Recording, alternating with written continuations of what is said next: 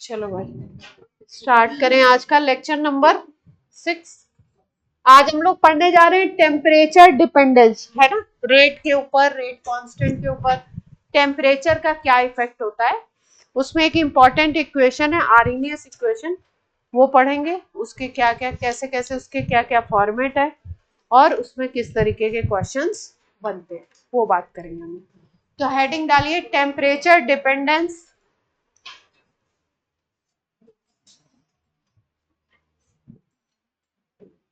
Temperature dependence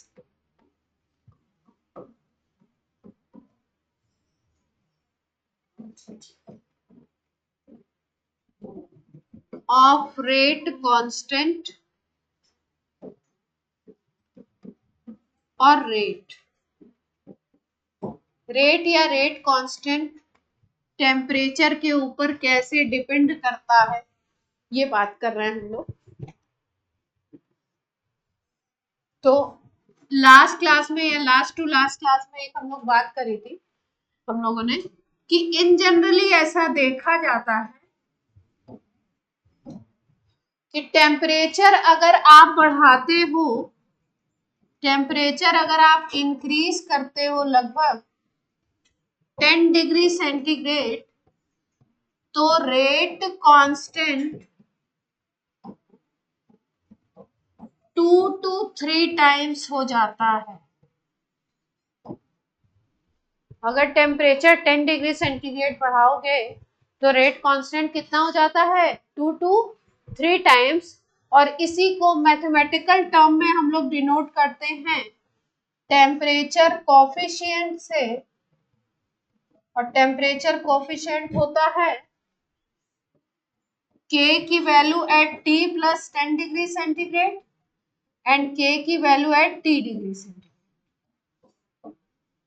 2K की value अगर हम निकालें, एक आपका टेम्परेचर 25 है, दूसरा 35 आ गया है, या कोई भी है 24 है, 34 है, दो टेम्परेचर पे अगर K की वैल्यू पता है और उसमें 10 डिग्री सेंटीग्रेड का डिफरेंस है, तो हम लोग ऐसा देखेंगे कि जो 10 डिग्री प्लस वाला है वो 10 डिग्री सेंटीग्रेड वाले से कितना होता है, 2 to 3 टाइम्स। यानी कि इस टेम्परेचर कोफिशिएंट की जो वैल्यू आती है वो 2 to 3 होती है, इन बिटवीन 2 to 3, 2 से 3 तक, 2 से 3 तक, या उसके बीच में हो सकती है।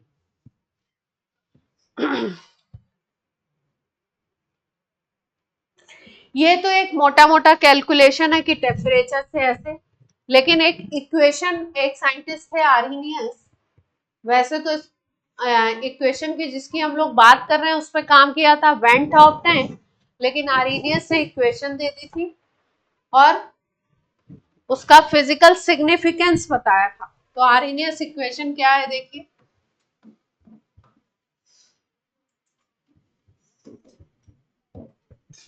आर्हेनियस इक्वेशन की बात कर रहे हैं हम लोग। आर्हेनियस इक्वेशन होती है K is equal to A e raised to power EA by RT. K is equal to A multiplied by E raised to power EA by RT. K यहाँ पे होता है रेट कांस्टेंट,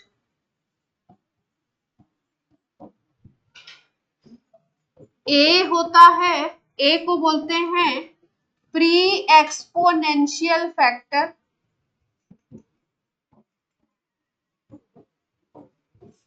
या इसको बोलते हैं फ्रीक्वेंसी फैक्टर, या Arrhenius factor कह सकते हैं। तीन तीन नाम है एक है। ई के पहले लिखा गया ई एक्सपोनेंशियल होता है, ई के पहले लिखा गया तो प्री एक्सपोनेंशियल फैक्टर भी बोलते हैं, फ्रीक्वेंसी फैक्टर भी बोलते हैं, आर्हेनियस फैक्टर भी बोलते हैं।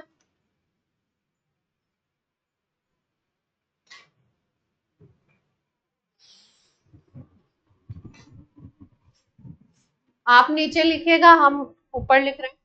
आर होता है गैस कांस्टेंट, ईए को बोलते हैं activation energy,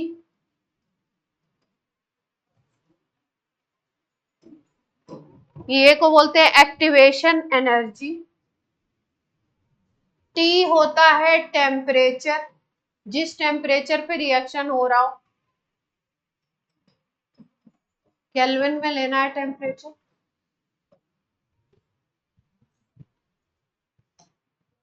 K is equal to A E raised to power EA by RT। Arrhenius equation है। इस आर्हेनियस इक्वेशन में R gas constant, EA activation energy, T temperature जिस पे रिएक्शन हो रहा है, A को pre exponential factor, frequency factor या आर्हेनियस फैक्टर बोलते हैं, और K आपका है रेट कांस्टेंट। ठीक है। A और EA को, ए और ये जो ईए है इसको आर्हेनियस पैरामीटर भी बोलते हैं। आर्हेनियस इक्वेशन के ये पैरामीटर्स हैं, आर्हेनियस पैरामीटर भी बोलते हैं, ए एंड ई ए।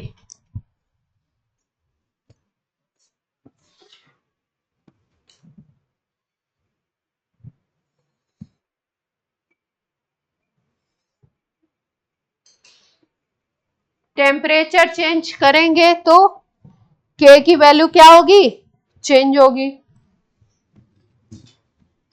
ईए की वैल्यू चेंज करोगे तो के की वैल्यू क्या होगी, चेंज होगी, है ना। अब ईए क्या है ये समझ लेते हैं। एनर्जी ऑफ एक्टिवेशन होती है, ये नोट हो गया सबका। अगर हम लोग एक ग्राफ प्लॉट करें, इधर हम लोग लेते हैं रिएक्शन कोऑर्डिनेट्स, रिएक्शन कोऑर्डिनेट्स का मतलब होता है रिएक्टेंट और प्रोडक्ट को इधर डिनोट करना चाहते हैं, और इस तरफ हम पोटेंशियल एनर्जी लेते हैं। और अगर हम देखें, मान लो कोई रिएक्शन स्टार्ट हो रहा है, उसके ए और बी रिएक्टेंट है, उनकी एनर्जी इतनी है। जब वो आपस में कोलाइड करते हैं तो कोलाइड करते करते उनकी धीरे धीरे एनर्जी किसी लेवल तक जाके बढ़ जाती है, और फिर उसके बाद वो प्रोडक्ट में कन्वर्ट हो जाते हैं। किसमें कन्वर्ट हो जाते हैं, प्रोडक्ट। मान लो रिएक्शन हो रहा है A plus B gives C plus D, तो ये जो लेवल है ये बता रहा है रिएक्टेंट की एनर्जी को। यहाँ पर है रिएक्टेंट की एनर्जी, ई आर कह सकते हैं। यहाँ पर C प्लस डी दिखाए गए, यानी ये प्रोडक्ट की एनर्जी है। ठीक, ये जो टॉप वाला पॉइंट होता है इसको बोलते हैं इंटरमीडिएट भी कह सकते हो, या ये भी कह सकते हो एक्टिवेटेड कॉम्प्लेक्स। एक्टिवेटेड कॉम्प्लेक्स का मतलब है कि जब रिएक्टेंट आपस में कोलाइड किए, तो रिएक्टेंट आपस में कोलाइड कर रहे हैं, और सपोज मान लो आपने टेम्परेचर बढ़ा दिया, तो उन रिएक्टेंट की एनर्जी सडनली क्या होगी, बढ़ेगी, और बढ़ने के बाद एक हाई लेवल तक जाती है। उस लेवल पे इंटरमीडिएट बनेगा, और उस लेवल को हम लोग क्या बोलेंगे, एक्टिवेटेड कॉम्प्लेक्स बोलेंगे। और उस एक्टिवेटेड कॉम्प्लेक्स के बनने के बाद ही वो फिर जाके किस में कन्वर्ट हो जाएगा, प्रोडक्ट में कन्वर्ट हो जाएगा। मतलब ये ए और बी, सी और डी में तब कन्वर्ट हो रहे हैं जब एनर्जी एक सर्टेन लेवल तक पहुंच जाती है। रिएक्टेंट की एनर्जी पहले इतनी थी, ये ई आर था, इतना ही था ई आर, फिर उसके बाद इतनी एक्स्ट्रा अमाउंट ऑफ एनर्जी उसको मिली, यहां तक पहुंचा ये, तब जाकर के फिर ये किस में कन्वर्ट हुआ, प्रोडक्ट में कन्वर्ट हुआ। तो इसकी टोटल एनर्जी को हम लोग नाम देते हैं, अगर यहां से हम रिएक्टेंट की एनर्जी माने, इतनी रिएक्टेंट की एनर्जी थी और इतनी इसको और एक्स्ट्रा चाहिए थी, जो इसको कहां से मिली, कोलिजन से मिली या टेम्परेचर बढ़ाने से मिली, है ना। तो इतनी इसको एक्स्ट्रा चाहिए थी ना, जब इस एनर्जी पे गया तब फटाफट से ये प्रोडक्ट में कन्वर्ट हो गया। तो इसका मतलब इतना तो इसके पास वैल्यू है खुद रिएक्टेंट का, और इतना इसको एक्स्ट्रा चाहिए। जो एक्स्ट्रा इसको रिक्वायर्ड है उसी को हम कहते हैं एक्टिवेशन एनर्जी, ई ए कहां से कहां तक है, जो एक्स्ट्रा चाहिए। मान लो सपोज, अभी नोट मत करो, देखो मान लो कोई रिएक्टेंट है, उसके पास 2 किलो जूल पर मोल, ठीक। अब अगर उसे प्रोडक्ट बनाना है तो एक्टिवेटेड कॉम्प्लेक्स तक जाने में उसे 10 किलो जूल पर मोल अपनी एनर्जी करनी, इतनी होगी तब वो प्रोडक्ट में कन्वर्ट होगा। तो इसको एक्स्ट्रा कितना चाहिए, 8 किलो जूल पर मोल चाहिए ना, 8 किलो जूल पर मोल चाहिए एक्स्ट्रा। तो 2 को हम बोलेंगे एनर्जी ऑफ रिएक्टेंट, रिएक्टेंट की थी। ई हम बोलेंगे कितनी, 8 किलो जूल पर मोल को, ये एक्स्ट्रा है। जो एक्स्ट्रा चाहिए प्रोडक्ट में कन्वर्ट होने के लिए उसको बोलते हैं एक्टिवेशन एनर्जी। और ईटी की अगर बात करो, ईटी को बोलते हैं एनर्जी थ्रेशोल्ड। थ्रेशोल्ड का मतलब टोटल कितना चाहिए, टोटल यहां से लिया जाता है जीरो से, तो टोटल में रिएक्टेंट की एनर्जी भी आ जाती है और एक्टिवेशन एनर्जी भी आ जाती है, दोनों की दोनों आ जाएगी। तो अगर टोटल बोलेंगे तो टोटल क्या हो जाएगा, ई आर प्लस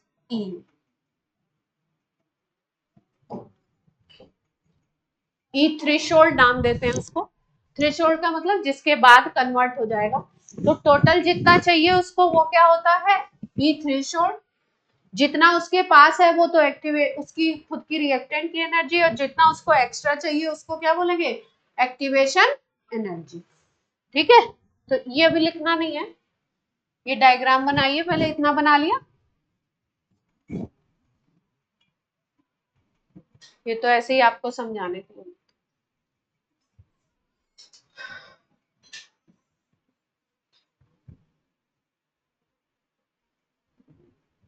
तो अगर हम बात करें कि इस ग्राफ में हमने कितनी एनर्जीज की बात की, ये इतनी एनर्जी आपके रिएक्टेंट की, ये एक्टिवेशन एनर्जी, अगर प्रोडक्ट की एनर्जी बोलो तो ये है ईपी, ठीक।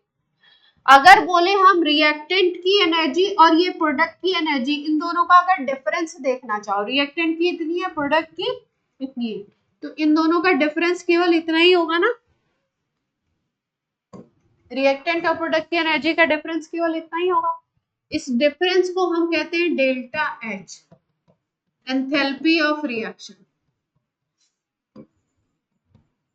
एंथैल्पी तो हमने पढ़ी है थर्मोडायनेमिक्स। इस डेल्टा एच को क्या बोलेंगे हम, एंथैल्पी ऑफ रिएक्शन।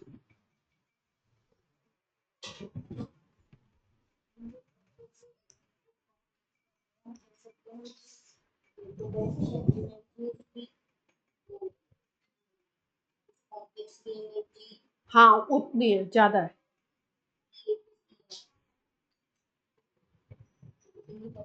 हाँ पहले इतना एक्टिवेट होगा, फिर उसके बाद प्रोडक्ट करना।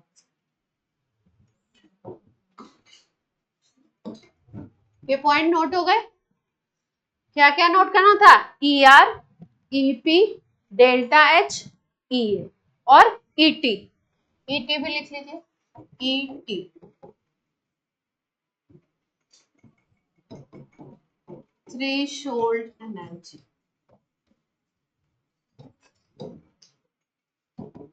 Total energy of reactant to convert into product, total जितनी चाहिए वो ईटी बोलते हैं, ई थ्रेशोल्ड। ई लिख लीजिए, ई एक्टिवेशन एनर्जी, इसकी डेफिनेशन बोर्ड में पूछते हैं कई बार, it is extra amount of energy which is required Y reactant to convert into product. Extra amount of energy है।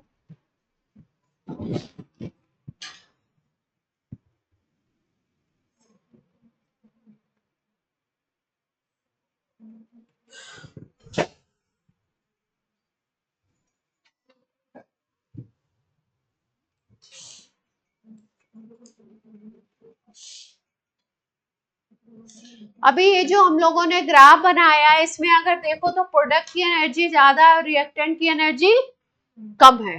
डेल्टा एच जो हमेशा हम निकालते हैं, हम लोग को अगर डेल्टा एच कैलकुलेशन करना है तो डेल्टा एच हमेशा निकलता है ई प्रोडक्ट माइनस ई रिएक्टेंट। इसमें प्रोडक्ट की एनर्जी क्या है,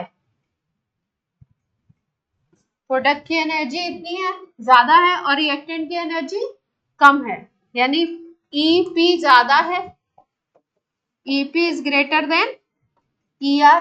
तो डेल्टा H की वैल्यू कैसी आएगी, पॉजिटिव। प्रोडक्ट की एनर्जी ज्यादा है, रिएक्टेंट की कम है, तो डेल्टा H की वैल्यू क्या आएगी, पॉजिटिव आएगी। पॉजिटिव वैल्यू होगी, मान लो ये 10 है, ये 2 है, 10 है, 6 है, तो पॉजिटिव आएगी। पॉजिटिव का मतलब क्या निकलता है, रिएक्शन कैसी होती है, एंडो, रिएक्शन कैसा होगा, एंडोथर्मिक।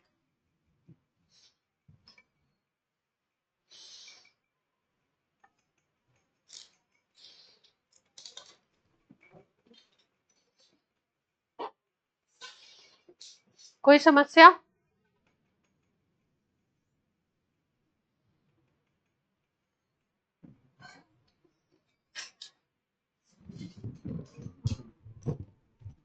ये इन जनरली क्वेश्चंस में जूल पर मोल में निकालेंगे। किस में निकालेंगे इसको, जूल पर मोल में। ये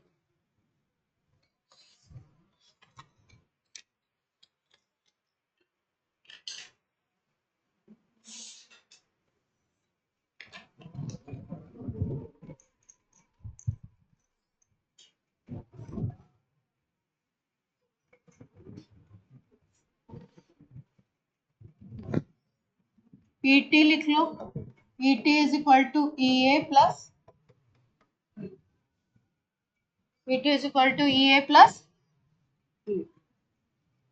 डेल्टा H हमने कैसे निकाला इस रिएक्शन में, प्रोडक्ट माइनस रिएक्टेंट, किसी में भी इसी तरीके से निकाला। तो अगर ग्राफ बना के दिया हुआ है आपको और एनर्जीज दी है, डिफरेंट एनर्जी के लेवल दिए हैं, तो आप EA, EP और ER, E थ्रेशोल्ड ये सब निकाल लेंगे अगर कोई ग्राफ बना हुआ है तो, है, और प्रिडिक्ट कर लेंगे कि रिएक्शन एंडोथर्मिक है या एक्सोथर्मिक, है ना। इसमें प्रोडक्ट की एनर्जी ज्यादा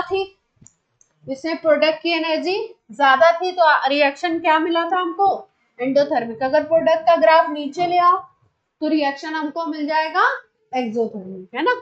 इसी को अगर अपोजिट बना दो ऐसे,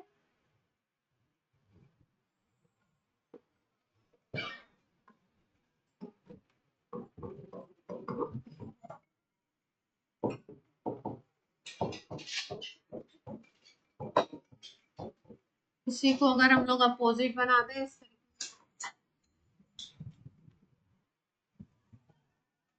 प्रोडक्ट की एनर्जी को कम बना दिया,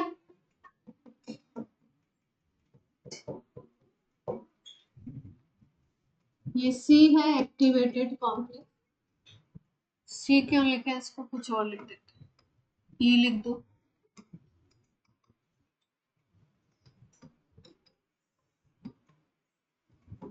बाकी सब कुछ तो ग्राफ में वही रहेगा, ये ER, ये EP, यहां से यहां तक का डिफरेंस डेल्टा H,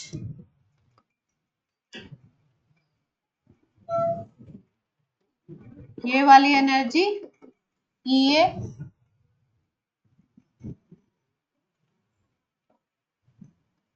ये टोटल क्या होगा, E थ्रेशोल्ड। कोई समस्या? इस रिएक्शन में डेल्टा एच लिखोगे ईपी माइनस ईआर। ईपी की वैल्यू छोटी है ईआर से, तो डेल्टा एच क्या बन जाएगा इसमें? नेगेटिव। रिएक्शन कैसा हो जाएगा? Exothermic. Reaction will be exothermic.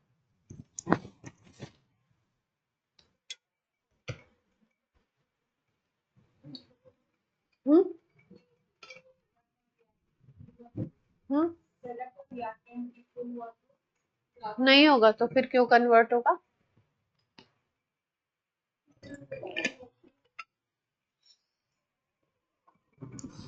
होगा नहीं।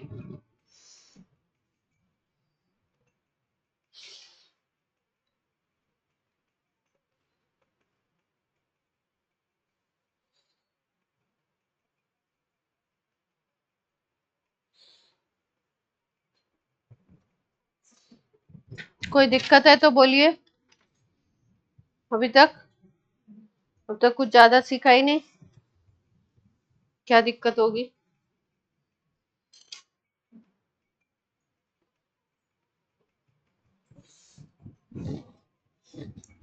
आरइनएस इक्वेशन का लॉग लेते हैं, फॉर्मूला बनाना है, सवाल निकालने हैं। तो आरइनएस इक्वेशन ये थी, इसका ln लेते हैं, नेचुरल लॉग। इक्वेशन है k is equal to A E by ln k अगर कर दोगे तो क्या आ जाएगा? ln a नेचुरल लॉग और माइनस ई बाई आर। ठीक है। अगर आपको कन्वर्ट करना है बेस 10 लॉग में तो क्या करते हैं? 2.303 से मल्टीप्लाई कर दें।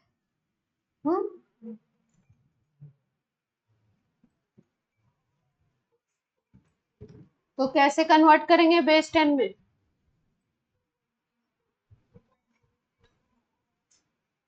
पूरी इक्वेशन में कर दें? नहीं,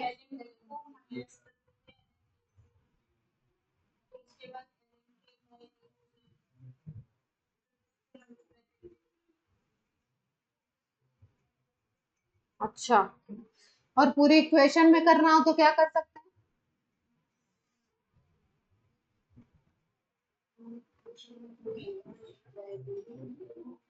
क्यों? जहां लॉग वहीं पे होगा तो यहीं पे कर लेते हैं। 2.303 से मल्टीप्लाई कर दें, यहाँ पे भी कर दें।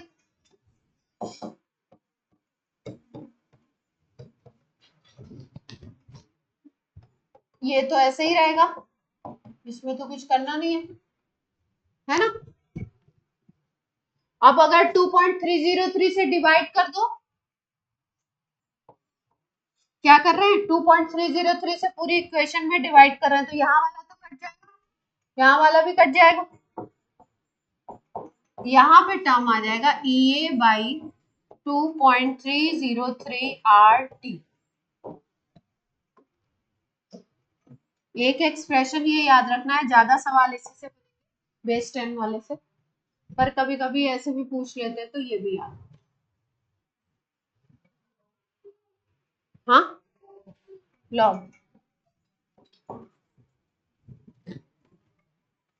3 फॉर्मेट है, k is equal to A E raise to power E A minus E A by are T. ln में लेंगे तो ln k इज इक्वल टू ln ए minus E A by R T, और बेस 10 वाले में ले लिए तो क्या हो गया? log k is equal to log a minus E A by R T, और 2.303 भी नीचे आ जाएगा मल्टीप्लाई। ठीक है। अब बनाए y is equal to M X plus C के हिसाब से ग्राफ। ग्राफ खींच रहे हैं हम लोग, ln k 1/t, ln k versus 1/t का ग्राफ खींच रहे हैं। तो कैसा आना चाहिए?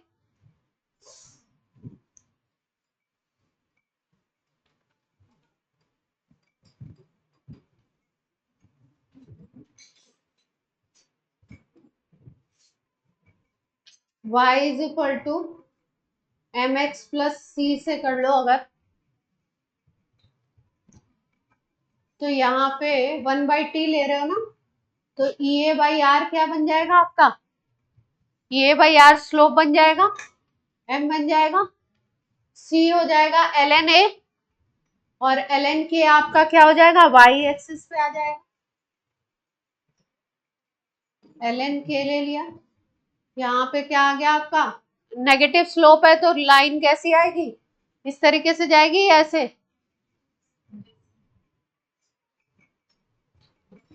ये होगा क्या? ये वैल्यू क्या आ जाएगी? ln a, और इसका स्लोप कितना आएगा? Minus E A by R, और ये किसके बीच में ग्राफ खींचा है? 1/t।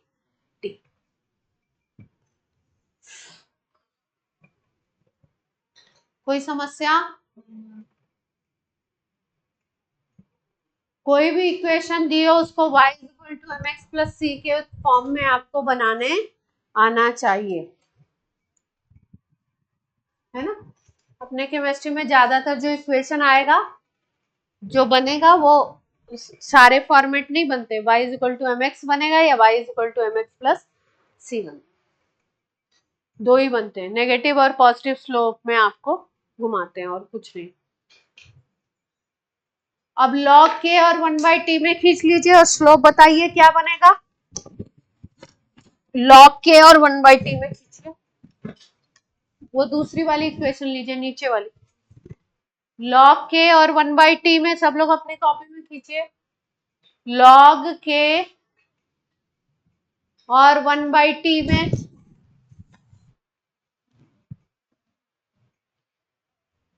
क्या m आएगा? क्या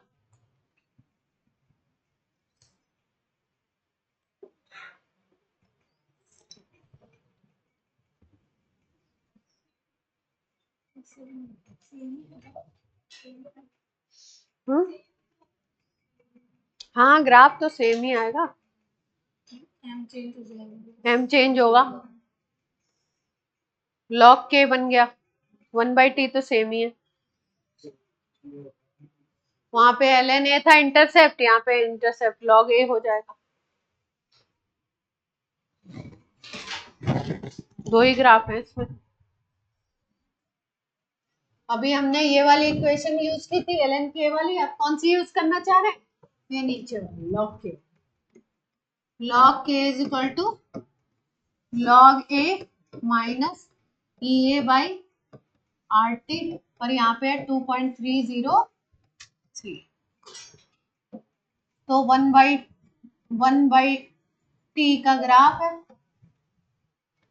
ये y हो गया, ये c हो गया, इसके अलावा जो चीज है वो m हो गई। x की जगह क्या लिया है हमने? 1/t। यहाँ पे हो गया log k, इंटरसेप्ट जो आएगा वो क्या बन जाएगा? log a बन जाएगा, और इसका जो m है tan थीटा, वो क्या बनेगा आपका? माइनस 1/t के अलावा जो है वो स्लोप बन जाएगा, minus E A by 2.303 R. तो अगर किसी क्वेश्चन में इस तरीके का ग्राफ बनाते हैं और किसी क्वेश्चन में आपसे ई ए निकलवाना चाहते हैं, क्या निकलवाना चाहते हैं? एक्टिवेशन एनर्जी, और आपको स्लोप दे देते हैं, तो निकाल लेंगे। आर की वैल्यू जूल में रखेंगे 8.3, और ई ए निकाल लेंगे, एम अगर दिया हुआ है तो, या थीटा दिया हुआ है तो। क्लियर है पॉइंट?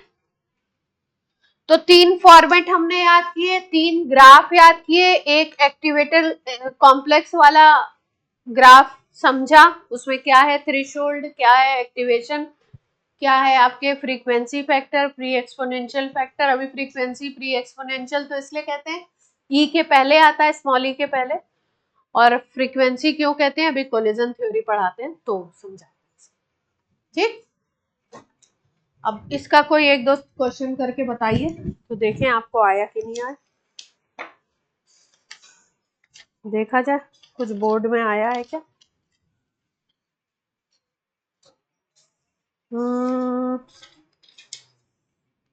बोर्ड में आर्हेनियस का सवाल।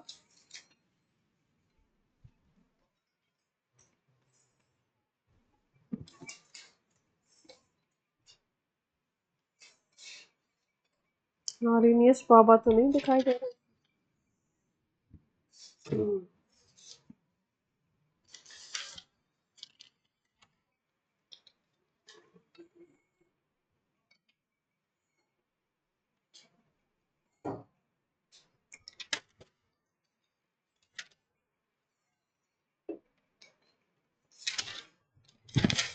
नहीं है बोर्ड में, हो सकता है इनको ज्यादा पसंद ना किया जाता। यहाँ पे तो बहुत पसंद वाला टॉपिक है ये। चलिए एक सवाल तो बनता है।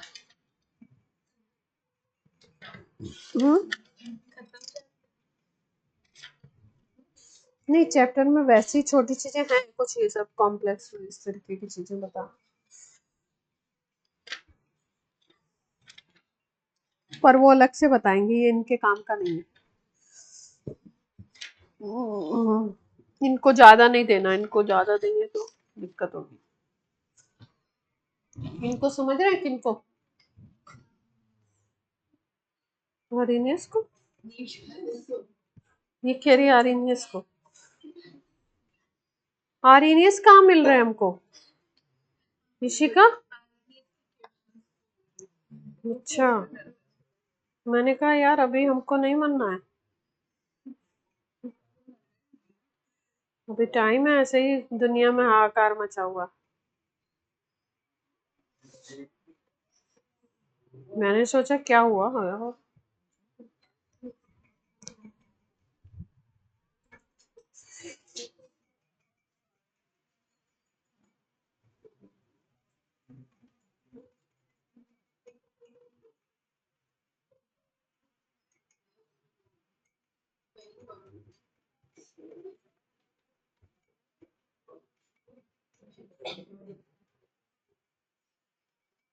सवाल ही नहीं है, बंद हो गया क्या आना?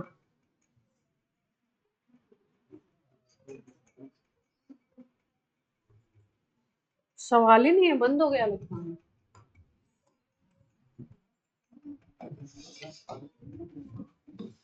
22 का आया हुआ है, उसके बाद आया नहीं।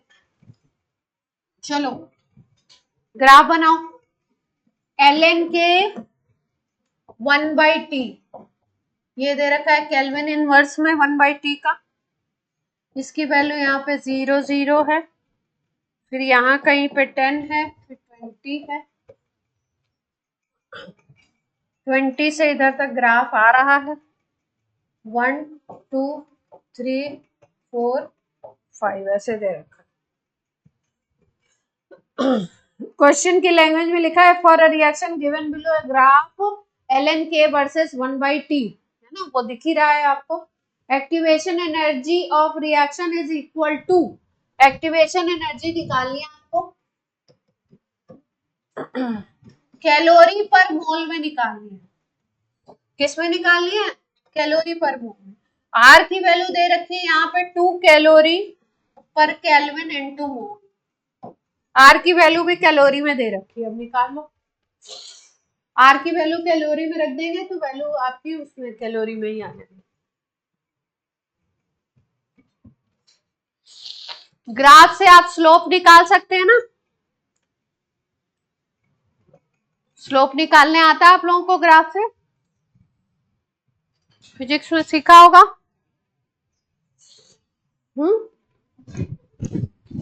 एट आ रहा है,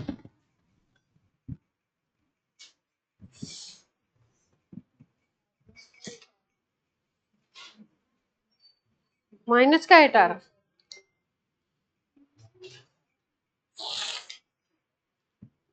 -8 आएगा तो इंटीजर में दो देना है, तो क्या दोगे आंसर? हैं? हाँ बोलिए बोलिए।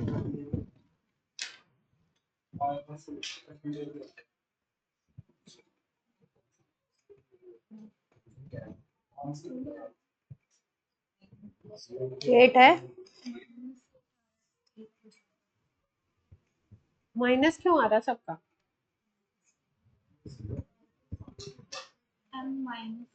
स्लोप तो माइनस में ही आएगा। क्या हुआ, गड़बड़ हो गई क्या? स्लोप माइनस में, स्लोप कैसे निकाला?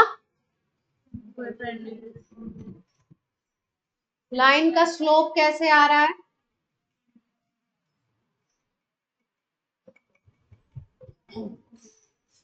ए मान लो, इसको बी मान लो, तो A by O A by O B होगा ना, ऐसे ही निकाल रहे हो ना? हाँ, उल्टा हो गया क्या?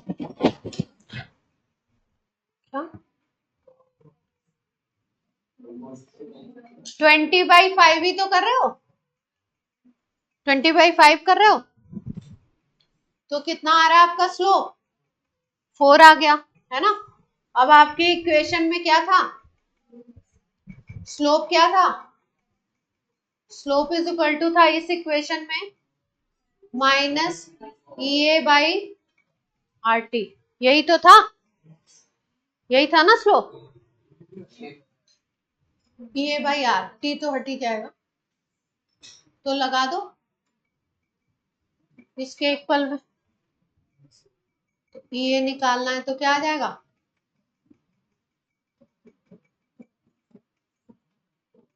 अब ये माइनस क्यों तंग कर रहा है?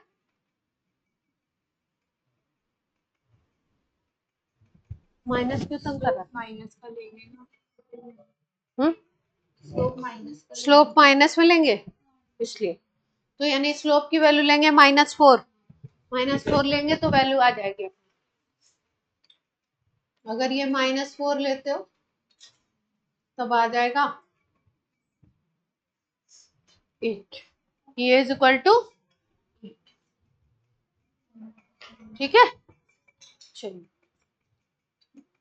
क्या कुछ गड़बड़ है? सारांश बोलो, मन में मत रखिए आप लोग। कुछ मैथ्स में गड़बड़ हो रही है तो बोलिए, मैथ्स सही होनी चाहिए अपनी जगह पे।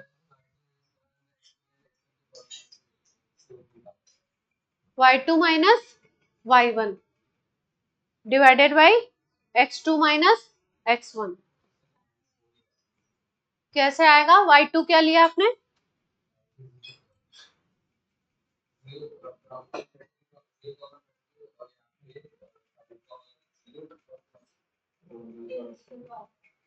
तो y2 आएगा आपका 20, y2 की वैल्यू क्या आ रही है, 0 या 20? y2 0 ले रहे हो,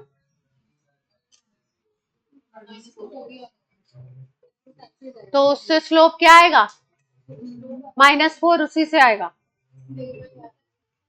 ठीक है? आप लोग को फॉर्मेट पता है ना, y2 माइनस y1, और यहाँ क्या होता है x2 माइनस x1, यही ना, यही कह रहे हो? y2 क्या ले रहे हो? 0, और y1 क्या लिया? 20, x2 क्या लेंगे? 5, तो -4 आ जाएगा स्लोप, ठीक है?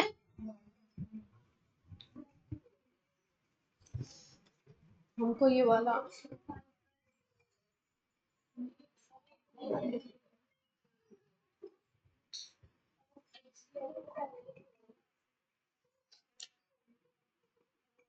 अब तो कर लेंगे, इसका कोई सिंपल क्वेश्चन आएगा तो, मतलब ये फॉर्मेट होगा तो कर लेंगे।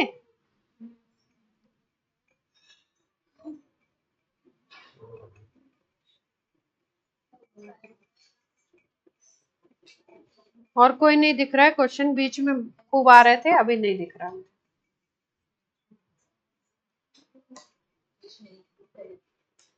कोई कोई टॉपिक कभी कभी क्या होता है, ट्रेंडिंग रहता है, कभी कभी गायब हो जाता है, तो अभी गायब है कुछ टाइम से।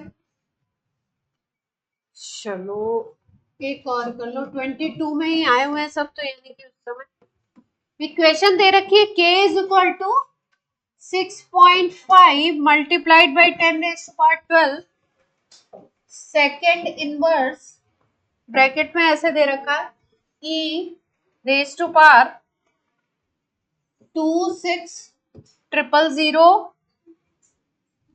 k बाई t, ऐसे लिखा है। is followed for decomposition of compound A, कोई कंपाउंड ए है उसके डिकम्पोजिशन के लिए ये रिएक्शन फॉलो हो रहा है। बोल रहे हैं ई निकालिए, एक्टिवेशन एनर्जी आपको निकालनी है।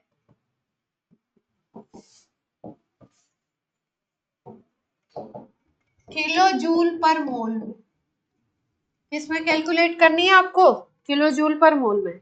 आर की वैल्यू दे रखी है 8.314 जूल पर केल्विन।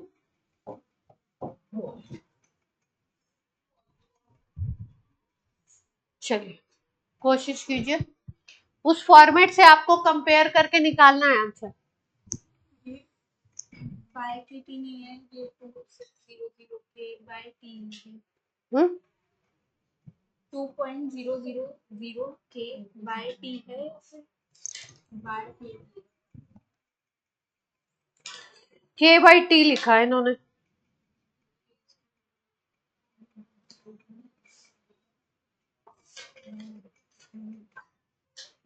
टी तो नीचे ही आता है इसमें, ये तो नीचे आता है, आर नीचे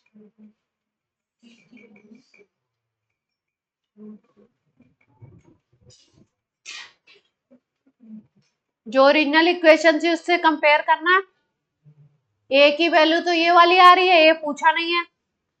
जो सामने 6.5 10⁻12 दे रखा है ये ए हो गया, ए पूछा नहीं है आपसे, आपसे पूछा ई ए, तो निकालने की कोशिश कीजिए।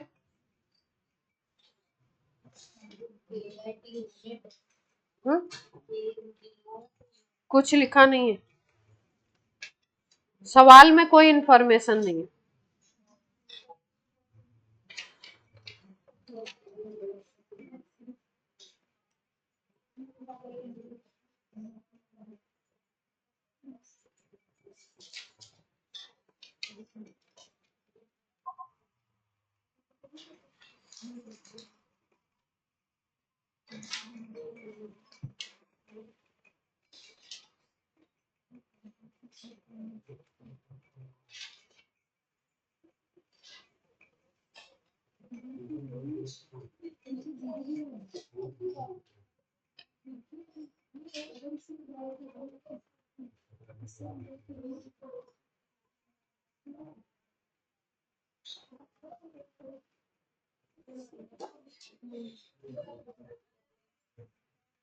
के यहाँ पे क्या है, के क्यों दे रखा?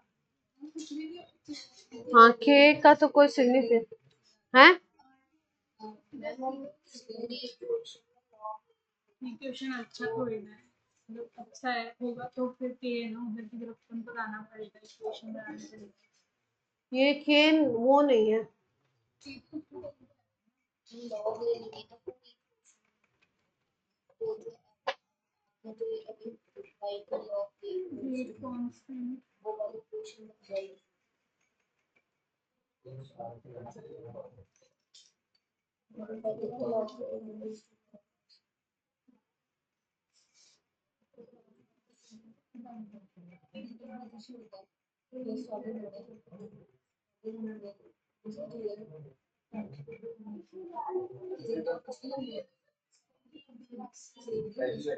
हाँ वैल्यू ही तो निकालनी है, किलो जूल पर मोल की।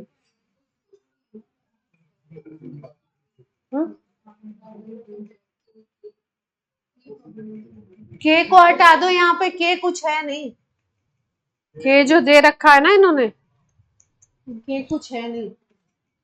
या तो ये के देखो यहाँ पे तो नीचे रहता तो यहाँ पे तो केल्विन को सिग्निफाई करता है, नीचे होता तो। यहाँ पे है तो रेट कांस्टेंट को सिग्निफाई कर रहा है। यहाँ पे है तो के ज्यादा से ज्यादा हम लोग किलो ले सकते हैं, किलो जूल, है ना, यही सिग्निफाई। तो फिर किलो जूल है तो फिर किलो जूल लिखते, के जे लिखते, के ही क्यों लिख रहे हैं? टेम्परेचर तो ऊपर लिखा हुआ है।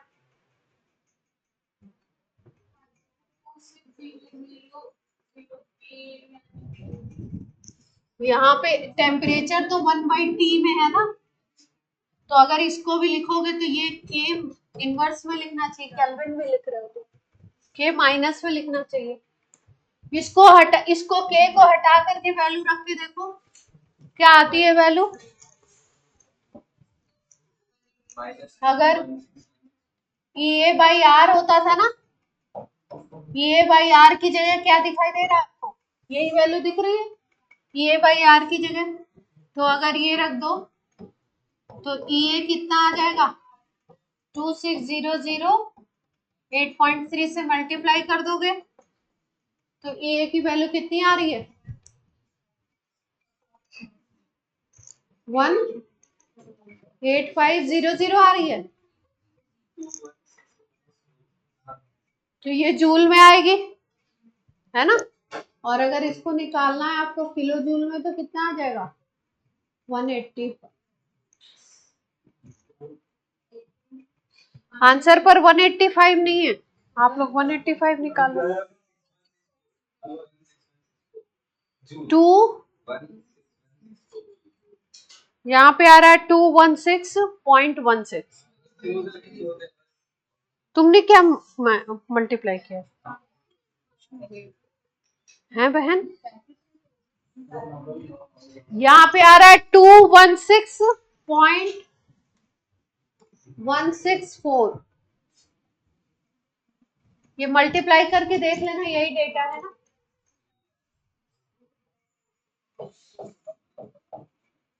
164 ये जूल पर मोल में आ रहा है। ये कैसे आ रहा है, इसको अगर हम कुछ नहीं मान रहे कि नहीं है तो ये वाली value k is equal to A E raise to power A by are T, ये था ना अपना फॉर्मूला, ठीक।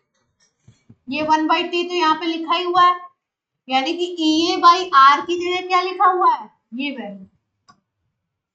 माइनस माइनस सेम है, ये वाली वैल्यू ए की वैल्यू हो जाएगी, ये ई है, तो यानी कि ई ए बाई आर की जगह क्या आ गया, 26,000।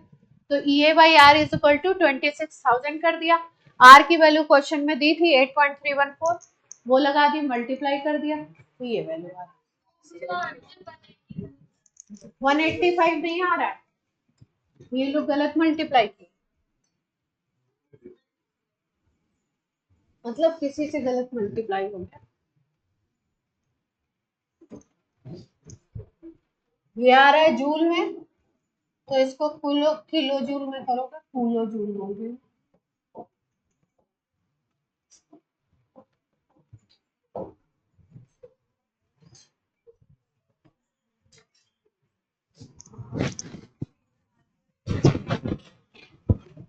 क्या हुआ, आर की वैल्यू गिवन है 8.314,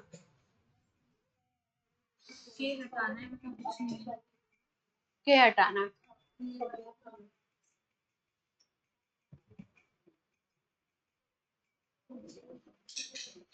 के अभी तक तो कोई चीज समझ नहीं आ रही है वहां पर, के क्यों लिखा हुआ है, कब आया था ये सवाल, इसमें पता नहीं 22 के दिए।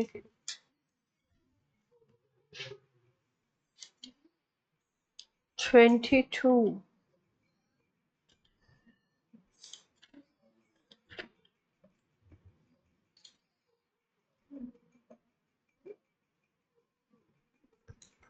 नहीं, इसमें पहले के दे रखे, 19 तक दे रखे, 22 को नहीं।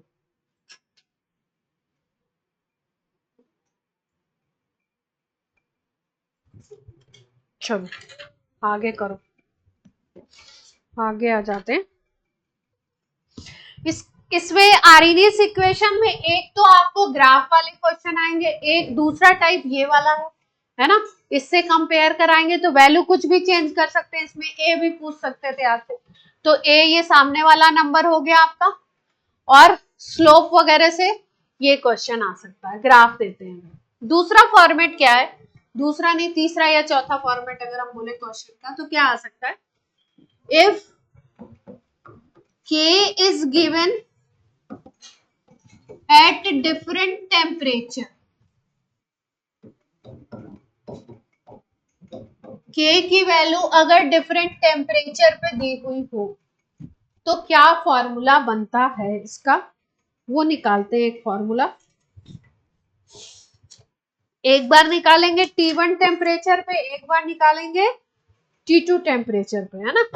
कैसे, देखो एक बार T1 टेम्परेचर ले रहे हैं और रेट कांस्टेंट है K1, तो अगर हम बनाएं तो बनेगा log K1 is equal to log A, अगर सेम रिएक्शन है तो एक्सपोनेंशियल फैक्टर सेम रहेगा, for same reaction A will be same, एक ही रिएक्शन है तो उसके लिए A की वैल्यू क्या होगी, सेम। किसी रिएक्शन में पहले टेम्परेचर T1 था, उस टेम्परेचर पे रेट कांस्टेंट की वैल्यू कितनी है, K1 है, तो हम लोग लगा सकते हैं log K1 is equal to log A, यहाँ पे क्या लगाते थे हम लोग, EA बाई 2.303 RT1, ये लगा सकते हैं।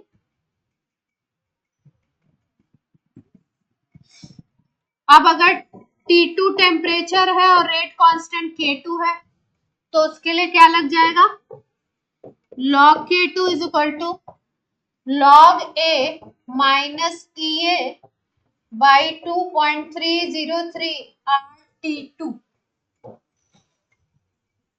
ये वैल्यू बन जाएगी log M minus log N करेंगे, log M minus log N करेंगे, मतलब इक्वेशन नंबर 2 में से इक्वेशन नंबर 1 को माइनस करना, equation number 2 minus equation number 1, तो log K2 माइनस क्या बन जाएगा, log K1 बन जाएगा। जब इस इक्वेशन में से इसको माइनस करोगे तो log A minus log A हो जाएगा, तो कट जाएगा ये, तो यहाँ पे क्या बनेगा, EA बाई 2.303 RT2 माइनस का है, और फिर माइनस करेंगे और यहाँ पे आएगा माइनस EA बाई 2.303 RT1, यहाँ तक कोई दिक्कत। अब ये माइनस माइनस तो प्लस हो जाएगा और ये वाली वैल्यू क्या रह जाएगी, माइनस में रह जाएगी, तो अगर कॉमन ले लो EA बाई 2.303 R को कॉमन ले लो तो यहाँ पे आ जाएगा 1/T1 minus 1/T2, log M minus log N होता है log M बाई N, तो इसको हम लिख सकते हैं log K2 by K1, formula बन गया अपना log K2 by K1 is equal to EA by 2.303 R bracket में 1/T1 माइनस 1/T2, ठीक है। दो टेम्परेचर, दो रेट कांस्टेंट,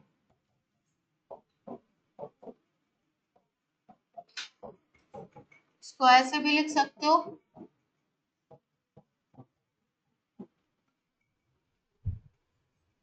कोई भी एक फॉर्मेट याद रखो तो काम अपना बन जाएगा।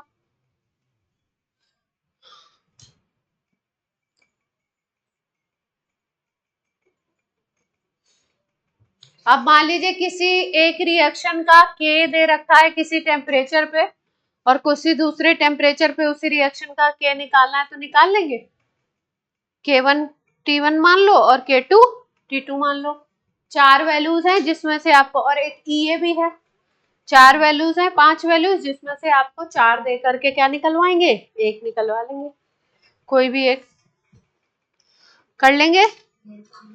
कोई समस्या और क्या आ सकता है इसमें?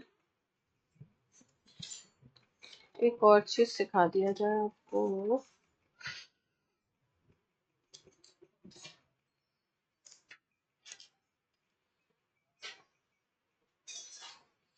एक फॉर्मेट और था इसका, बढ़िया सा है।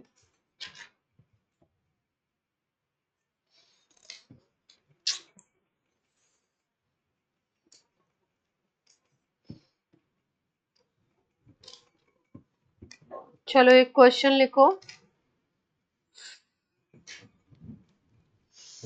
एंटी लॉग ना करना पड़ेगा, एंटी लॉग करना दिक्कत होती है ना तुम लोगों को, देते नहीं है ना। टेम्परेचर है 407 केल्विन,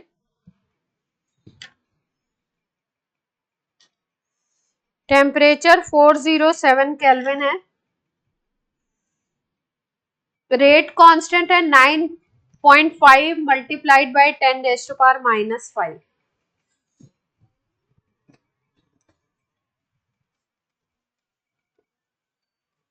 टेम्परेचर दे रखा है 407 केल्विन, इस पे रेट कांस्टेंट दे रखा है K1, कितना बोला मैंने, 9.5 मल्टीप्लाइड बाय 10⁻⁻⁵ सेकेंड इनवर्स। दूसरा टेम्परेचर दे रखा है आपका 407 के बाद 420 और रेट कांस्टेंट है 1.9, रेट कांस्टेंट है 1.9 मल्टीप्लाइड बाय 10⁻⁻³ सेकेंड इनवर्स। -3 नहीं, -4। आपको निकालने RNS parameters, you have to calculate RNS parameter. A निकालना है और क्या निकालना है, ए भी निकालना है। चलिए कोशिश कीजिए निकल जाए तो।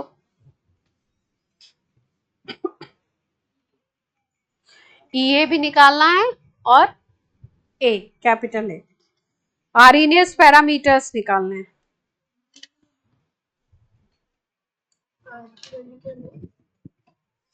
आर की वैल्यू जूल वैल्यू ले लो 8.314 या 8.3 ले लो।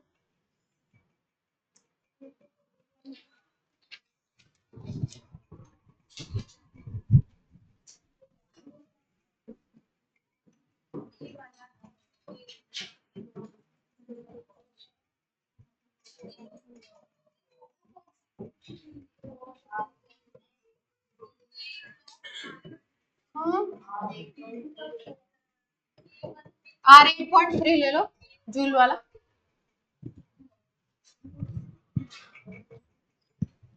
सब लोग निकालिए, कॉपी लेके बैठे नहीं रहे आकर, ये आधे लोग बैठे रहते हैं।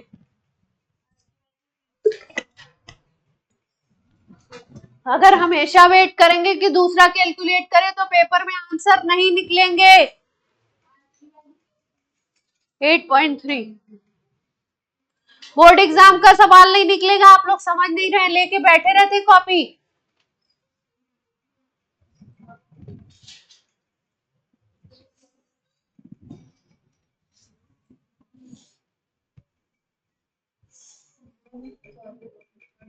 अगर कोशिश नहीं करेंगे तो कोशिश आप नहीं करनी है, सिखाना का काम हमारा है, लेकिन आप बिल्कुल ही कॉपी पेन छोड़ के करेंगे तो वहां पे तो कैलकुलेट आप नहीं करना है।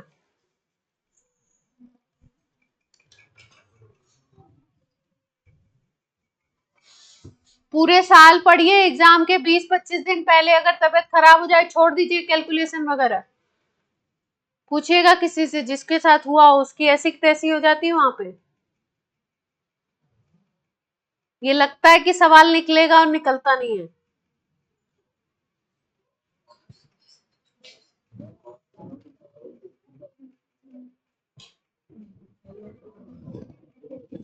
कोशिश करिए, प्रैक्टिस नहीं करेंगे तो बहुत मुश्किल है।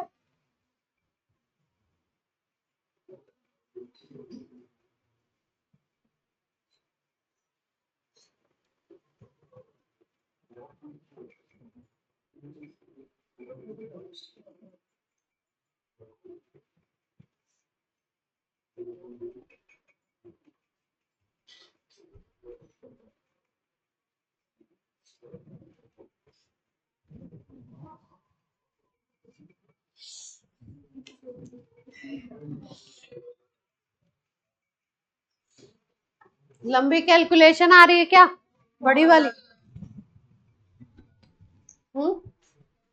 log K2 इसको ले लो,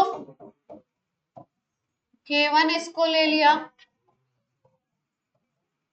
ये 2 आ रहा है, और यहाँ पे क्या आता था अपना,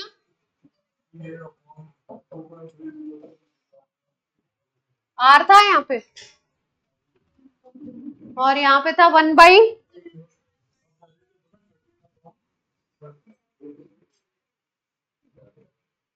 वन बाई T2 ये लेते थे ना।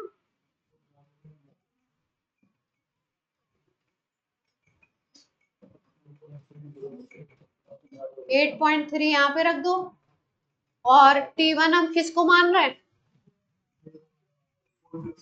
407 को मान रहे हैं ना।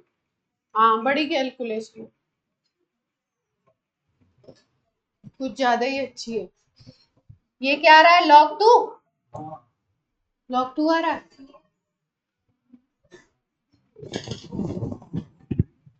तो ये आ जाएगा आपका log 2 की वैल्यू 0.3 अगर ले लो तो ये वैल्यू मल्टीप्लाई हो जाएगी, है ना,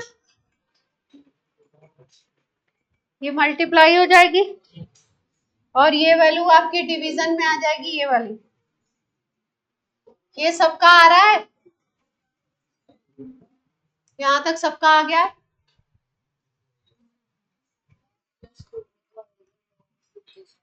कहाँ,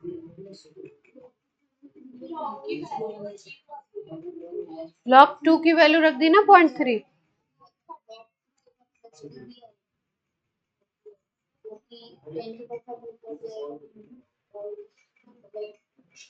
टेन बचेगा।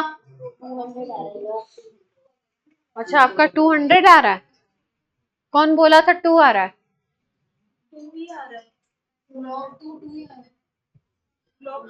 200 कैसे आएगा, 19 डिवाइडेड बाई 9.5 करिए, 9 का डबल 18, 0.5 का डबल 1, तो 19 आएगा। 19 डिवाइडेड बाई 9.5 करेंगे तो 2 ही तो आएगा। कहाँ आ रहा है भैया 200, देखो बम्पर कैलकुलेशन चल रही है यहाँ पे। 2 की जगह 2.1 आ जाए तो समझ में आ रहा है 200 तक आंसर। तो यहाँ तक कर लिया अगर, तो यहाँ तक छोड़ दीजिए। चलिए, ये बहुत लंबी कैलकुलेशन, अब कैलकुलेट करके दिखाएंगे तो कर लो। इसको सॉल्व करना है, नीचे वाली वैल्यू को पहले। हाँ, +1 क्यों आ रहा है, ये इतनी सी कैलकुलेशन नहीं हो रही है तुमसे, देखो बोर्ड पे इतनी जरा सी कैलकुलेशन नहीं हो रही है। ये 1.9 है, ये 10⁻⁻5 है, ऊपर जाएगा 10⁻5, ये बन गया 9.5। 4 की जगह 3 क्यों लिख रखा है, पहले 3 दिया था ना।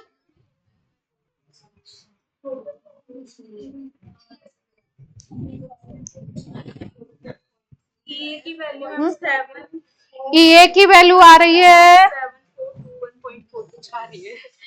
EA की वैल्यू आ रही है 75782.3 जूल पर मोल, मतलब 75,782, 75,000 में आ रही है जूल में। तो 8.314 ही लगाया पूरा, या 8.3 लगाया होगा इसलिए।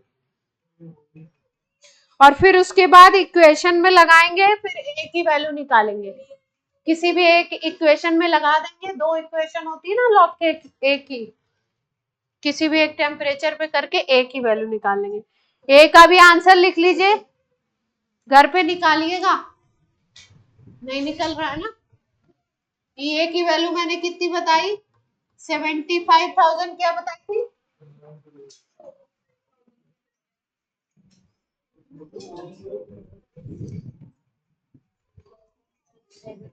75,782.3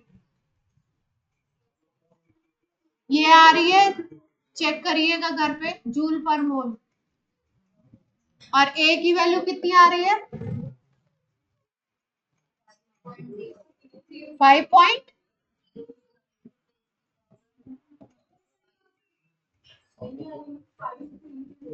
सेकेंड इनवर्स ही आ रही है ना, 75,000 आ रहा है। हाँ वो चलेगा, तुम लोगों ने 8.3 लिया होगा, ये 8.314 पूरी वैल्यू ले रहे हैं, ठीक है। चलो अब तो कर लेंगे आप, अब मुझे पूरी उम्मीद है कि आप कर लेंगे, इतना भयंकर सवाल आपने कर लिया तो फिर आप हाँ ए इक्वेशन में डाल देंगे ए की वैल्यू, कोई भी एक इक्वेशन बना लीजिए, उसमें ए की वैल्यू डाल दीजिए तो निकल नहीं जाएगा। थोड़ा लेंदी है ये डेटा, थोड़ा लेंदी। चलो अब एक और छोटी सी चीज समझ लेते हैं, छोटा सा एक ग्राफ है उसको समझ लो।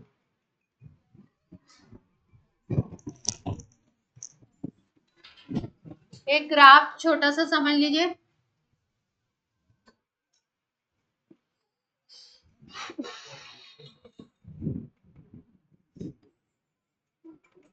वैसे तो अब यहाँ दे रखा है तो पढ़ लो थोड़ा सा। वैसे ये जो ग्राफ है वो हम लोग का जो चैप्टर एडवांस में चला गया गैसियस स्टेट, उसमें पढ़ते हैं हम लोग। यहाँ पे हमने लिया है fraction of molecules, Y axis पे क्या ले रखा है, फ्रैक्शन ऑफ मॉलिक्यूल ले रखा है, यहाँ पे ले रखा है काइनेटिक एनर्जी, इस एक्सिस पे हम लोग ले रहे हैं काइनेटिक एनर्जी, और वाई एक्सिस पे क्या ले रहे हैं, फ्रैक्शन ऑफ मॉलिक्यूल। वो फ्रैक्शन ऑफ मॉलिक्यूल, यहाँ पे जो फ्रैक्शन ऑफ मॉलिक्यूल है वो है फ्रैक्शन ऑफ मॉलिक्यूल, कौन सा ले रहे हैं, which have sufficient amount of energy to convert into product। वो फ्रैक्शन ऑफ मॉलिक्यूल आपने लिया है जिसके पास उतनी एनर्जी है कि वो प्रोडक्ट में कन्वर्ट हो सकता है। मान लो कि किसी रिएक्टेंट्स के 100 मॉलिक्यूल्स हैं, टोटल कितने मॉलिक्यूल्स हैं, 100, उसमें से 40 मॉलिक्यूल ही ऐसे हैं जो प्रोडक्ट में कन्वर्ट हो रहे हैं, मतलब उनके पास ही इतनी एनर्जी है कि वो एक्टिवेटेड कॉम्प्लेक्स बना के प्रोडक्ट बना लेंगे। तो फ्रैक्शन ऑफ मॉलिक्यूल क्या बन जाएगा, 40 मॉलिक्यूल हैं और टोटल कितने हैं, 100, तो 40/100 अगर करोगे तो वो क्या बन जाएगा आपका, 4/10 बन जाएगा, 2/5 बन जाएगा, वो होगा फ्रैक्शन ऑफ मॉलिक्यूल। अब फ्रैक्शन ऑफ मॉलिक्यूल और काइनेटिक एनर्जी के बीच में ग्राफ खींचा था, साइंटिस्ट थे बड़े अच्छे से, क्या नाम था उनका,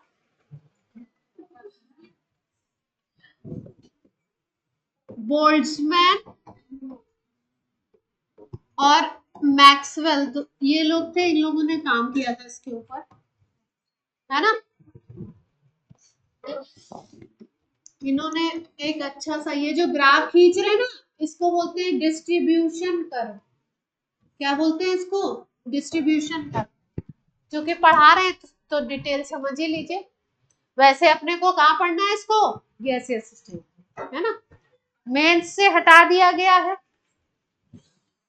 और आई थिंक एनसीईआरटी में नहीं है तो नीट से भी हट गया होगा, एडवांस में है केवल, लेकिन इस चैप्टर में इसका जिक्र है तो थोड़ा सा पढ़। इसका ग्राफ जो है ना कुछ इस तरीके से आता है,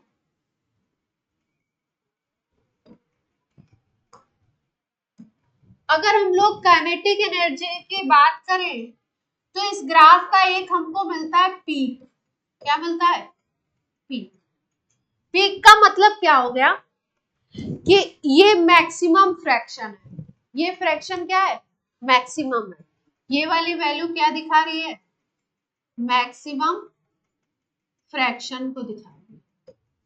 यहां पे अगर देखो तो फ्रैक्शन छोटा है ना, तो इसको बोलोगे मिनिमम फ्रैक्शन।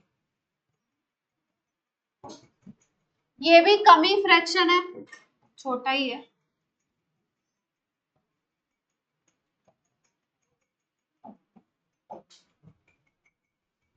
यहाँ पे दिखाया जा रहा है काइनेटिक एनर्जी, इस एक्सिस पे काइनेटिक एनर्जी बढ़ रही है, इधर से इधर जाने पे क्या हो रहा है? Kinetic energy.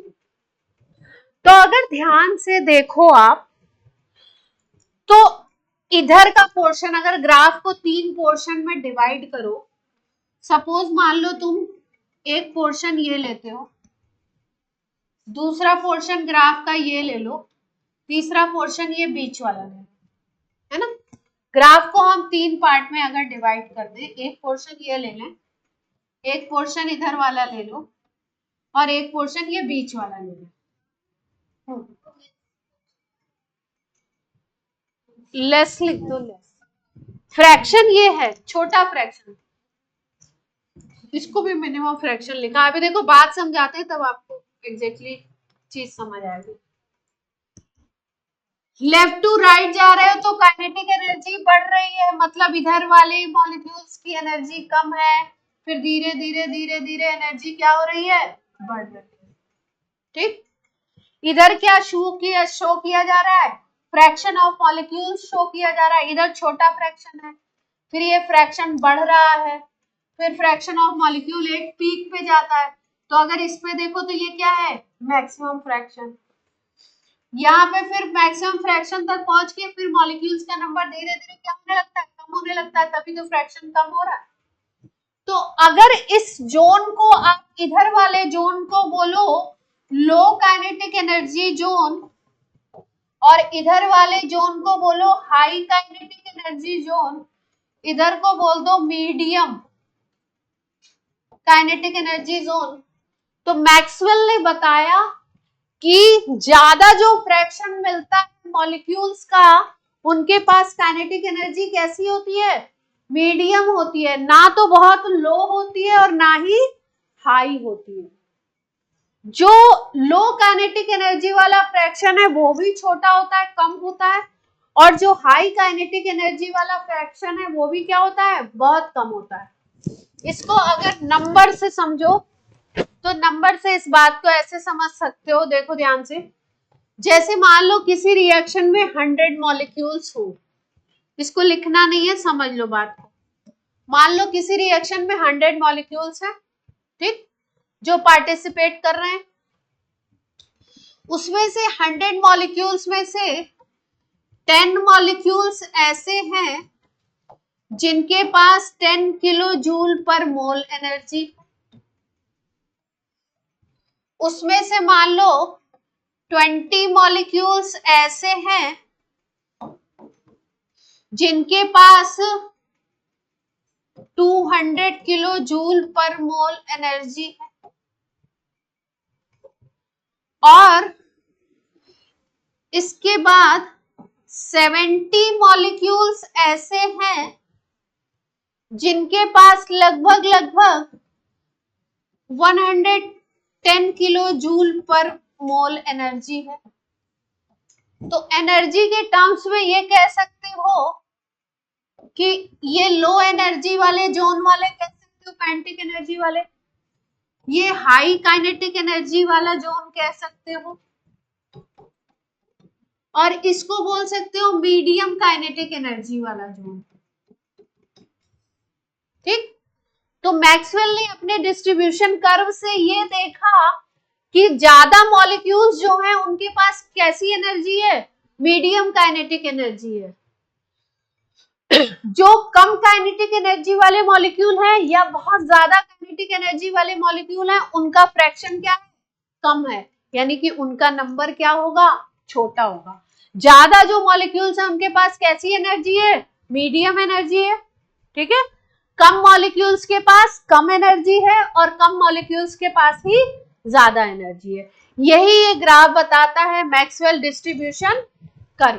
तो अगर ध्यान से देखो इस कर्व को, तो यहाँ पे अगर बोलोगे आप तो इधर लो है, इधर हाई है, इधर मीडियम है। तो मीडियम वाले में फ्रैक्शन देखो कितना ज्यादा है, मॉलिक्यूल्स का फ्रैक्शन बहुत ज्यादा है।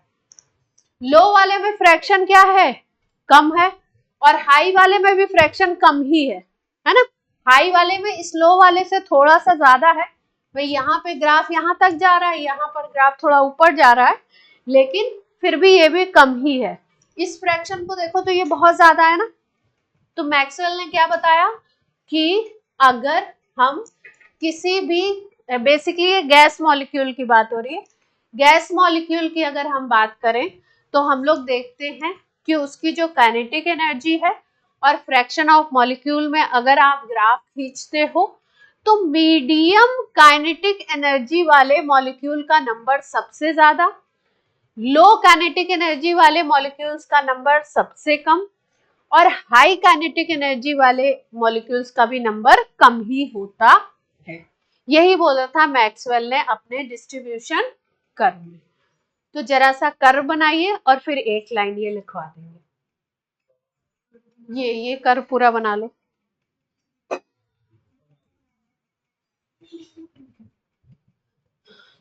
बना लो, तुमने बना लिया पहले ही, बहुत तेज हो भाई तुम लोग। इसको लिख सकते हैं dN/dt। टी है टोटल मॉलिक्यूल, टी टोटल है,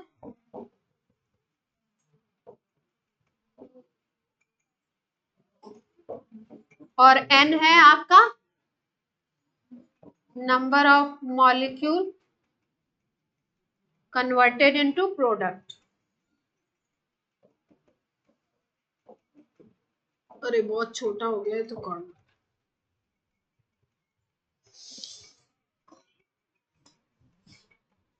ये पिच हो गया। बना लिया। इसको क्या कहते हैं, मैक्सवेल डिस्ट्रीब्यूशन कर्व। कर्व समझ में आता है तो ठीक है, नहीं आता है तो वैसे समझ आना चाहिए। एक तरफ काइनेटिक एनर्जी, एक तरफ फ्रैक्शन, ज्यादा फ्रैक्शन मीडियम काइनेटिक एनर्जी, कम fraction low kinetic energy, high kinetic energy. मतलब गैस का सैंपल लेते हो किसी टेम्परेचर पे तो आप देखोगे कि कम काइनेटिक एनर्जी वाले मॉलिक्यूल भी कम है और बहुत ज्यादा काइनेटिक एनर्जी वाले मॉलिक्यूल भी कम है, और ज्यादा नंबर किसका है, मीडियम का।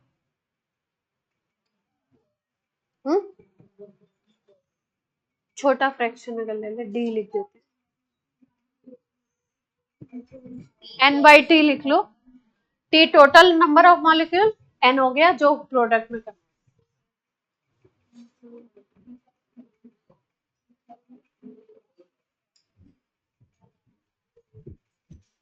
लिख लो। Maxwell explained that in a gas sample,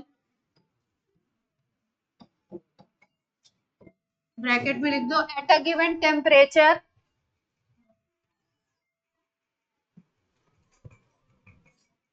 at a given temperature, temperature same रखा,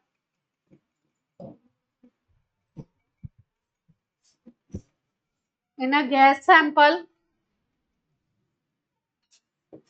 fraction of molecules having high kinetic energy and low kinetic energy is less.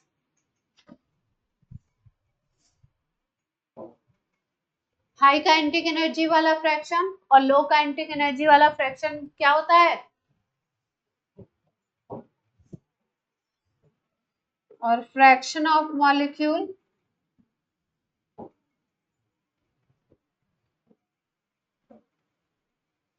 Having medium kinetic energy is highest. Medium kinetic energy molecule का fraction सबसे ज्यादा होता है।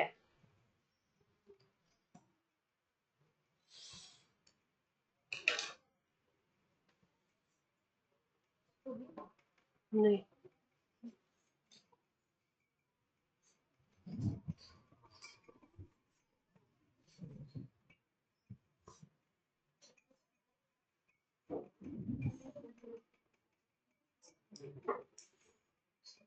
बात समझ आ गई? Graph समझ आए तो ठीक, नहीं समझ आए तो ये बात समझ आनी चाहिए।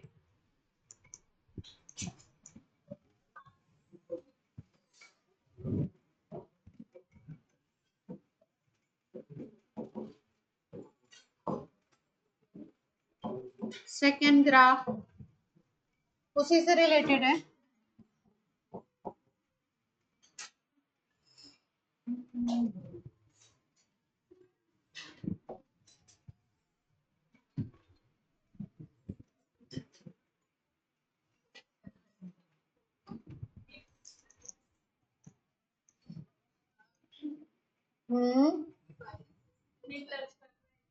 क्या? नहीं करा दो तो, कि ये तो फ्रैक्शन कोई बता रहा है ना, टच करा दो। ध्यान से बनाना, दो कलर हो तो दो कलर से बना लेना।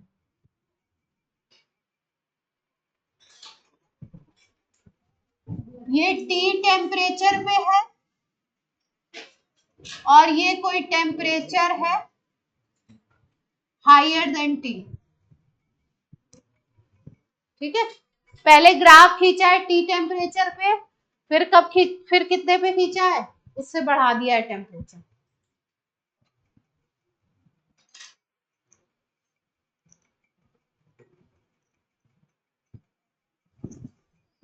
टेम्परेचर जब बढ़ा रहे हो तो ध्यान से देखो, बोलते हैं मैक्सवेल ने बोला टेम्परेचर इंक्रीज करोगे तो ग्राफ बिकम्स फ्लैट। फ्लैट का मतलब है पहले ऐसे था, फिर क्या हो गया, डाउन हो गया, इस तरीके से, है ना। तो यानी कि पीक कम हो गया, पहले पीक ये था, अभी पीक क्या हो गया, कम हो गया, है ना। तो टेम्परेचर जब बढ़ाते हो तो आप बोलोगे कि मीडियम काइनेटिक एनर्जी मॉलिक्यूल्स का जो फ्रैक्शन है वो क्या हो रहा है, पहले के कंपैरिजन में कम हो रहा है ना। टी पे ज्यादा था फ्रैक्शन और टी से बढ़ा दिया टेम्परेचर तो फ्रैक्शन कम हो गया, मीडियम वाले का तो कम हो गया।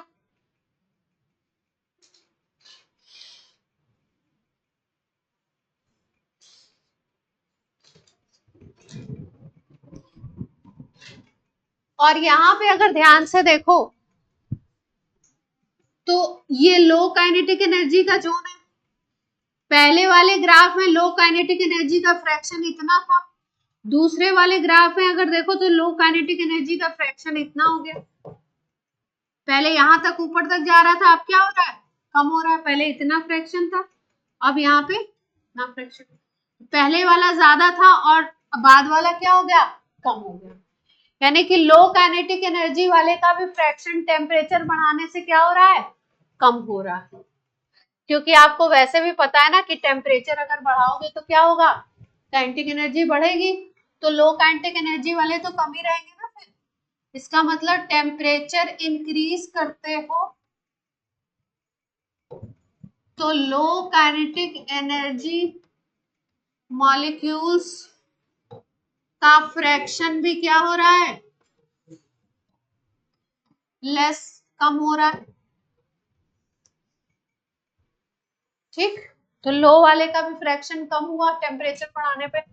लेकिन यहाँ पे देखो टेम्परेचर बढ़ा रहे हो तो ये वाला फ्रैक्शन बढ़ रहा है, अब इसका ग्राफ ऊपर आ रहा है। पहले ये वाला ग्राफ था टी पे ये वाला था ब्लैक वाला, यहाँ तक आ रहा था, और टी प्लस किया जब टेम्परेचर तो इतना प्लस में आ गया फ्रैक्शन। इसका मतलब अगर टेम्परेचर बढ़ाते हो तो बढ़ता कौन है, हाई एनर्जी मॉलिक्यूल का फ्रैक्शन बढ़ेगा। बस इतनी बात है। टेम्परेचर बढ़ाने पे ग्राफ का पीक भी कम हुआ, पीक कम होने का मीडियम काइनेटिक एनर्जी वाले भी कम हो रहे हैं, लो वाले भी कम हो रहे हैं, हाई वाले ही केवल बढ़ रहे हैं। क्लियर? तो पहला ग्राफ कहता था कि लो और हाई का फ्रैक्शन कम है, मीडियम का फ्रैक्शन ज्यादा है। दूसरा ग्राफ जिसमें दो टेम्परेचर पे खींचा, उसका इंटरप्रिटेशन ये है कि टेम्परेचर अगर बढ़ाते हो तो लो काइनेटिक, टेम्परेचर बढ़ा है तो ऑब्वियस सी बात है काइनेटिक एनर्जी बढ़ेगी, तो हाई काइनेटिक वालों का फ्रैक्शन बढ़ेगा, लो और मीडियम वालों का फ्रैक्शन कम होगा, इसीलिए ग्राफ बिकम्स फ्लैटन। क्लियर? चलो आज की क्लास आपकी छोड़ देते हैं।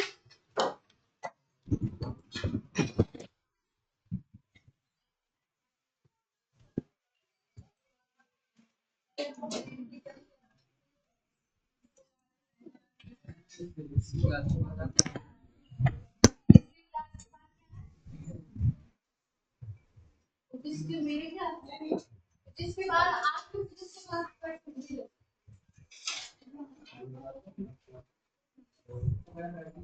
पाँच बजे से तो तेरी क्लास 7, पौने 7 के बाद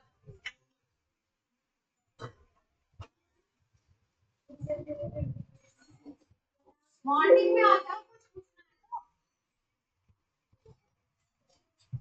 जल्दी आके पूछ के चले जाओ शाम को।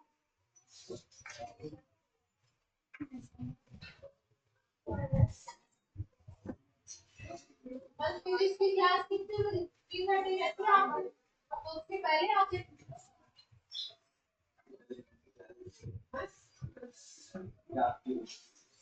अच्छा पहले भी एक्स्ट्रा तो फिर रुक के पूछो, फिर तो रुक के पूछने का ही ऑप्शन है।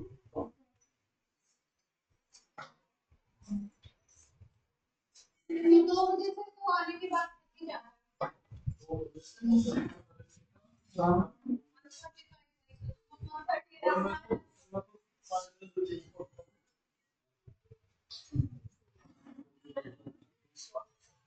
वही है ना, फिर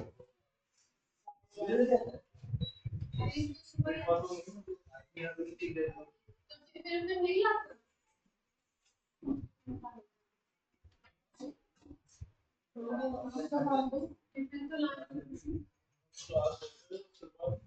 अभी कल भी क्लास की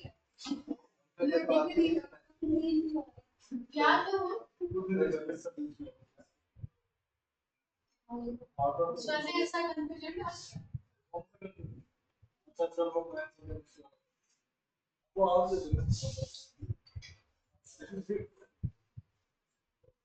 मेरी हो जाएगी तो मेरे को खुशी, मैं हेलो पढ़ा दूँ।